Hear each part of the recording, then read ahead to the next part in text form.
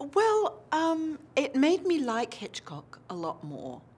I think, like a lot of people, I thought that the character that he sort of played, he was sort of playing himself, but in a way he was playing a caricature of himself, was the real Hitchcock. And it was a wonderful process to discover the vulnerable, funny man behind the mask, if you like, this mask of Hitchcock.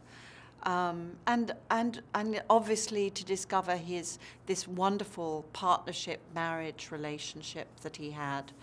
I always think the sign of a good man is the kind of wife he has. And he had a great wife, so he had to have been a good man. Well, you know, you say she was real, but she wasn't public, Alma. Alma was not a public figure. She was very happy to be behind this, as we say, this mask of Alfred Hitchcock, because I think she felt that she was not the puppet master. She wasn't the puppet master, but she was someone who had helped create that personality, that logo, if you like. You know, they were both complicit in the creation of that personage, and you know, she had an amazingly fulfilling, wonderfully successful life as the active partner of an enormously talented and creative man, and in doing so, had one of the great marriages of all time. To go along with that. I wonder.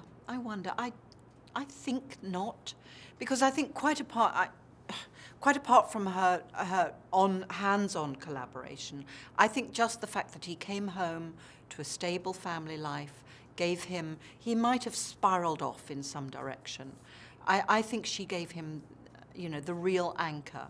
And certainly reading her, the daughter's book that she wrote, she said the weird thing was that actually our family life was really ordinary.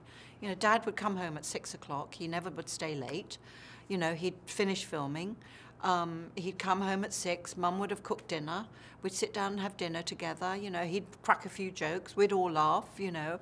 And I'd do my homework, you know, and he'd help me. And it was like a normal, ordinary suburban life.